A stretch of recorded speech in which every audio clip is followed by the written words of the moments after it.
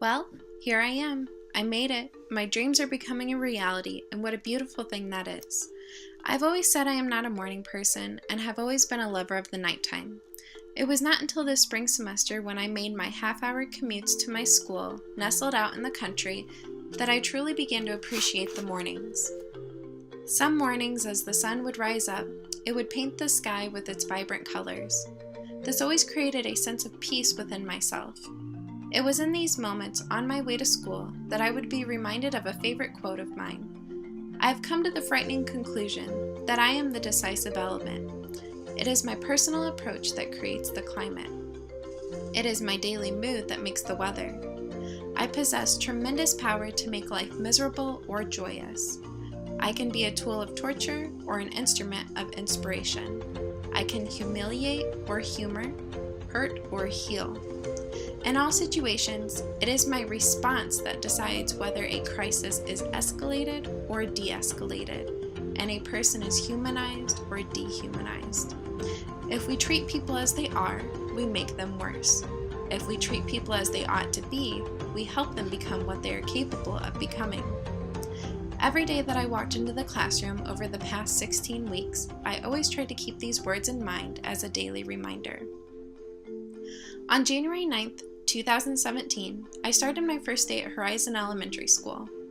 Horizon is considered to be a 4-star school in Indiana, as well as being an Indiana recipient of an A letter grade for academic excellence and growth. As I began to look at the community demographics, I realized the impact this had on the students at Horizon Elementary. When researching the demographics of Granger, Indiana, I discovered that in 2016, the marital status of couples were at 68%, and the average household combined income was close to $85,000. Many of these students come from stable homes. This creates a more secure lifestyle for the child. As a result, students tend to have a more positive behavior at school. This helps make discipline an easier task due to the increased parent involvement. In relation, discipline goes hand in hand with management strategies. Management strategies vary based on grade level and determined to be effective only if it has some type of meaning to the child. In my kindergarten class, a clip chart held the students accountable. This represented their behavior. If they were not doing as told, they would clip down, and if they were doing exceptionally well, they would be told to clip up. Whereas, in my 4th grade class, the teacher had a different management strategy that she used with her students. In the classroom, there was a wow chart. This chart can be used in a variety of ways. If a student does something throughout the day that makes the teacher say wow, then the student is asked to write their name on the wow chart. The chart has a bingo layout, and once all of the boxes are filled up with the names, then there will be multiple drawings for prizes. As for both classes, there were set guidelines and procedures implemented throughout the school day. Since my kindergarten class and 4th grade class were both located at Horizon Elementary, they shared many similar procedures. This helped to keep a nice, even consistency of expectations throughout the school. During my time at Horizon Elementary, I took advantage of learning all that I could from not only my supervising teachers, but from other educators in the school as well. In both kindergarten and 4th grade, I have worked alongside with educational assistants and teacher aides. I always tried to make an initiative to understand their job title and how they helped contribute to the students' learning. I also took the opportunity to observe some of the resource teachers, physical education teachers, and the speech-language teachers. Without the help of all these individuals, the students would not have the opportunities to reach their full potential.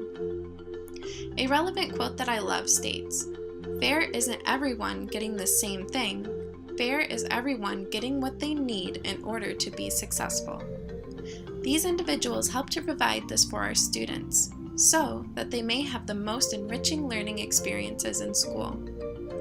As I sit here and reflect upon these past 16 weeks of my life, I realize I have grown and learned more about myself, not only as a human being, but also as a future teacher. I faced different challenges throughout my student teaching experience. The one challenge that really stands out to me is my struggle with being assertive.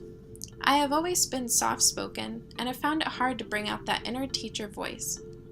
As time passed this semester, I set this as a goal that I wanted to work on, and I believe I have come a long way from where I began. I feel that I am finally finding my balance. On the contrary, I find that the biggest success of my student teaching experience has been being able to take constructive criticism and put it to use. Every time I was given feedback, I would reflect on my teaching and the suggestions made. I would then apply these suggestions to future lessons taught. I believe being open-minded to making changes has helped me to grow in positive ways over the past semester.